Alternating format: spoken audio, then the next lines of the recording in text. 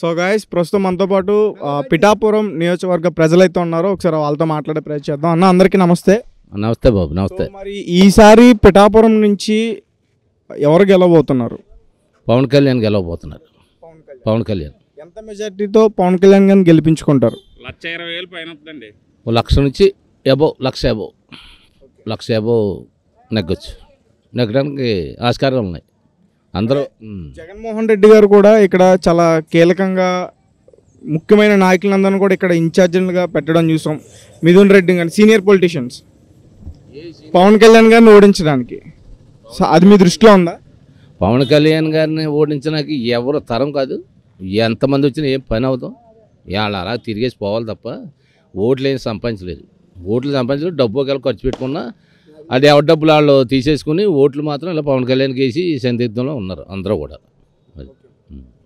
అలాగే ఇక్కడ కొత్తగా ఒక బిగ్ బాస్ సంబంధించిన ఒక ప్రియాంక సింగ్ అని చెప్పేసి ఆమె కూడా ఇక్కడ నామినేషన్ వేయబోతుంది. సో ఆ గురించి ఏమన్నా మాట్లాడతారా? ఆ ప్రియాంక సింగ్ మంగళగిరిలో వేసింది కదా. మంగళగిరి వెళ్ళిపోయింది కదా, అవి కూడా రావండి. మంగళగిరిలో వేసిందా, డిపాజిట్లు కూడా రాలేదు. ఇక్కడ కూడా అదే పరిస్థితి. దీని అంతటిని ఒక పొలిటికల్ స్టంట్ లో చూడొచ్చా? పొలిటికల్ స్టంట్ లో ఏదో ఓట్లు వీక్కుందాం, ఓట్లు తగ్గించుకుందాం అన్న భయంలో ఉన్నారు తప్ప అదేం పని అవుతాం. మంగళగిరిలో వెళ్ళిందా ఇక్కడ గౌరవాలు బాగొట్టుకోనక తప్ప ఏం ఉండదు. ఎవరు తిరగలేరు. ఒకడు కూడా ఈ క్యాండిడేట్ ఇక్కడ వాళ్ళు ఎవరు తిరగలేరు కూడా. అంటే ఎందుకు పవన్ కళ్యాణ్ గారిని గెలిపించుకోవాలనుకుంటున్నారు అంటే ఇంతకుముందు 5 ఏళ్ళు ఇక్కడ వంగ గారి పరిపాలన బాగోలేదా, లేకపోతే పవన్ కళ్యాణ్ గారికి ఒక అవకాశం ఇద్దామనా? పవన్ కళ్యాణ్ అన్న వ్యక్తి పేదల కష్టాలు చూసి రైతులు ఇబ్బంది చచ్చిపోతే 1,00,000 రూపాయలు ఇచ్చాడు సొంత డబ్బులు సినిమా తీసుకుని. అలాగే ఎవరైనా ఇచ్చారా? 100 రూపాయలు కూడా ఎవరో ఇవ్వరు.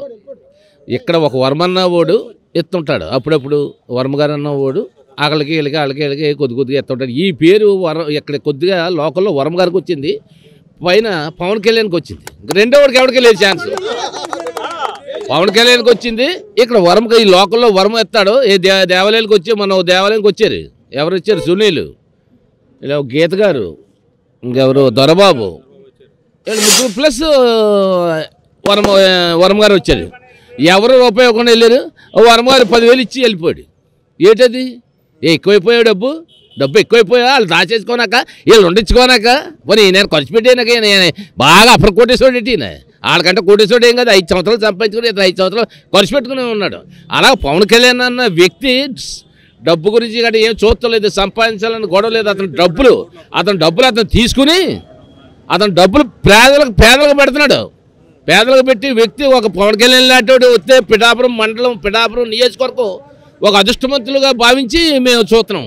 జనాలు అందరూ చూస్తున్నారు. నియోజకవర్గం బాగుపడిపోద్దని ఆ దేవాలయాలన్నీ ఏదో హాస్పిటల్ ఇవన్నీ కడుతున్నాడు. నరేంద్ర మోడీ గారు దృష్టిలో ఉన్నాడు కాబట్టి ఈ పవన్ కళ్యాణ్ అన్న వ్యక్తిని ఖచ్చితంగా అందరూ అన్ని జాతులలో నెగ్గించాలి. అన్ని జాతులలో, ఒక జాతే కాదు అన్ని జాతులు, అన్ని మతాలు కూడా లేవు అతనికి. అంటే ఇప్పటివరకు పిఠాపురంలో అభివృద్ధి లేదా? లేదు, ఏమీ లేదు అభివృద్ధి.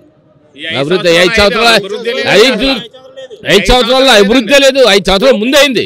5 సంవత్సరాల ముందు అయింది ఎప్పుడో కొద్దిగాని.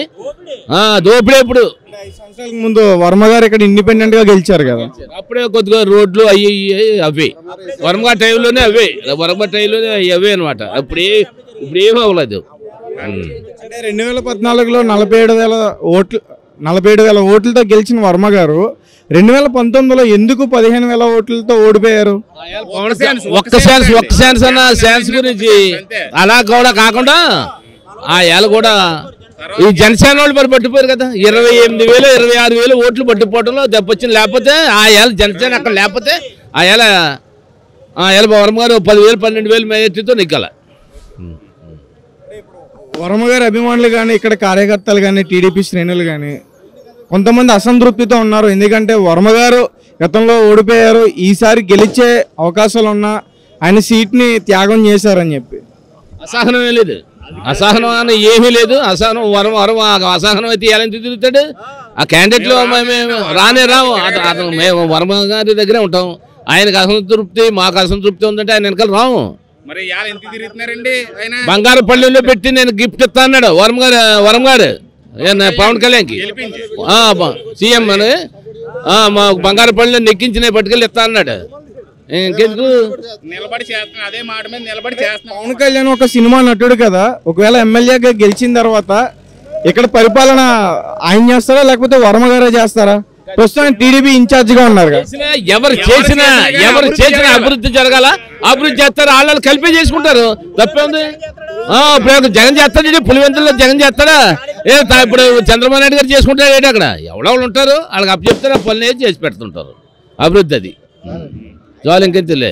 లాస్ట్ లో క్వశ్చన్ అడుగుతా అన్న, కోప్పడకూడదు మరి. ఒకవేళ పవన్ కళ్యాణ్ గారు ఓడిపోతే ఆ నింద వర్మ గారి మీద పడుతుందా? వాడిపోవడం జరగదు. ఆ మాట ఏమి లేదు, సమస్య లేదు. ఓపో అది ఒప్పుకో, ఓడిపోవడం సమస్య లేదు.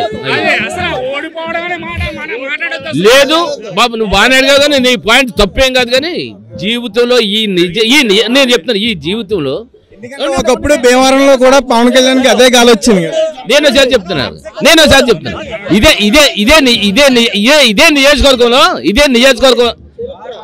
ఇదే నియోజకవర్గంలో పవన్ కళ్యాణ్ గారు గానే ఓడిపోతే జీవితంలో ఎవడ రాజకీయం చేయగలదు, ఇంకా ఈ యథవ రాజకీయాలు చేయగలదు. ఇంకా వండాదులుగా గంతే గెలిచి తీరుతాడు అంతే.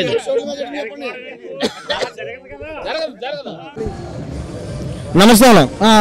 మాది, నా పేరు అల్లేష్ కుమార్ అండి, మాది భోగాపురం అండి.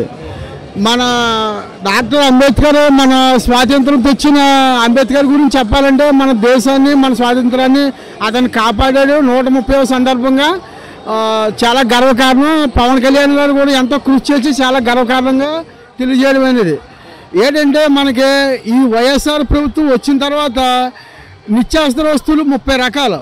ఈ 30 రకాలు కూడా సామాన్యులు కొనడం చాలా కష్టంగా ఉంది. ఈ రోజుకి ఒక సామాన్యుడు నెలకి 1000 రూపాయలు కరెంటు బిల్లే కట్టుకుంటాడా? నిత్యావసర వస్తువులు 30 రకాల ధరలే కొనుక్కుంటాడా? ఒక కరెంటు బిల్లు, ఒక నిత్యావసర వస్తువులు 30 రకాలు, ఒక ఇంటి పన్ను, ఒక కుళాయి పన్ను, అలాగే ఒక ఎకరానికి వచ్చి పంట పన్ను, ఒక ఆస్తి పన్ను, పాస్బుక్ల పన్ను. అలాగే ఈ ప్రభుత్వంలో మద్యపాన నిషేధిస్తున్నారు, నిషేధించలేదు.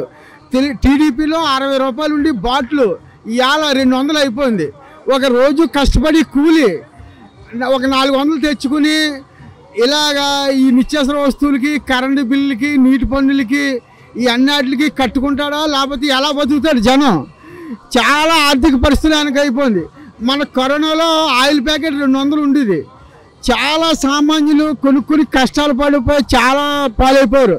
మన పవన్ కళ్యాణ్ గారు ఏంటంటే, కరోనాలో ఎంతోమంది ప్రాణాలు విడిచి వెళ్ళిపోయారు, డబ్బులు కట్టుకోలేక ఇబ్బందులు పడిపోయి చనిపోయారు. అందు గురించి మన పిఠాపురం మండలాన్ని ఒక సింగపూర్ పట్టణంగా మార్చి, మన పిఠాపురాన్ని ఒక హాస్పిటల్ కట్టించి, ఎంతో లేని వాళ్ళకి, ఎంతో ఉన్న వాళ్ళకి కూడా హాస్పిటల్ ముఖ్యంగా పని అవుద్ది. మన రైల్వే గేట్ కూడా అతను పవన్ కళ్యాణ్ గారు ఎంతో తీర్చిదిద్ది రైల్వే స్టేషన్ని మన విశాఖపట్నం రైల్వే ట్రాక్ కింద మార్చి, అలా మన పాత కోనేరుని ఎంతో డెవలప్ చేసి, పాత క్షేత్రాన్ని ఎంతో పూర్వం నుంచి డెవలప్ అయ్యి పాత క్షేత్రాన్ని చాలా డెవలప్ చేసి పవన్ కళ్యాణ్ గారు ఎంతో ఆవేదన తెలుపుతున్నారు. అతను డబ్బులు సంపాదించుకోవాలంటే ఒక సినిమా తీస్తే అతనికి ఒక సినిమాకి ఒక 50 కోట్లు వస్తుంది. ఒక సినిమా తీసుకుంటే అతనికి ఒక 50 ఎకరాల భూమి కొనుక్కోవచ్చు. కానీ అలా అనలేదు, నాకు ప్రజలే కావాలా అని అతను చాలా పోరాడాడు. ఈ రోజుల్లో ఒక సామాన్యుడి బతకడం చాలా కష్టంగా ఉంది. ధరలు కాలిపోతున్నాయి, ఈ హాస్పిటల్ బిల్లు కాలిపోతున్నాయి, పిల్లల చదువులకు చాలా ఖర్చులు, ప్రైవేట్ ఫీజులు కానీ గవర్నమెంట్ ఫీజులు కానీ చాలా ఎక్కువైపోతున్నాయి. ఒక రిజిస్టర్ ఆఫీసులో రిజిస్ట్రేషన్ ఉంది. ఒక ఎకరం భూమి కొనుక్కుంటే మీకు ఇవాళ రిజిస్ట్రేషన్కి 30,000 అయింది, ఇవాళ 1,30,000 అయింది. ఇలాగే పెంచిపోతుంటే ఈ వైఎస్ఆర్ ప్రభుత్వం చేసే పనులు ఏం చేయాలా, ఎలా చేయాలా? ప్రజలు చాలా అట్లడిపోతున్నారు. ఒక పాస్బుక్ల మీద ఉన్నాయి, ఆ వైఎస్ఆర్ ఫోటోలు వేయించుకున్నారు, పాస్బుక్లు వేయించుకున్నారు. ఇది ఎప్పుడో మన రాష్ట్రం 40 సంవత్సరాలు 1945 కాడి నుంచి ఇలా ఏ ముఖ్యమంత్రి కూడా చేయలేదు. చాలా దారుణంగా తయారైంది. జనాలు చాలా అట్టట్లాడిపోతున్నారు. తర్వాత మీకు పొద్దున్న లేచిన కాడి నుంచి జనాలకు వణుకు దడ ఏటి. రేపు పొద్దున్న మనం కూరగాయలకు వెళ్తే కూరగాయల ధరలు ఎలా ఉంటాయి? ఇవన్నీ కూడా సామాన్యుడు చాలా కష్టపడిపోయి తపన పడిపోతున్నాడు. మనకు పైన స్టేజ్లో టీడీపీ రావాలి, ఇక్కడ మనకు పవన్ కళ్యాణ్ గారు రావాలి.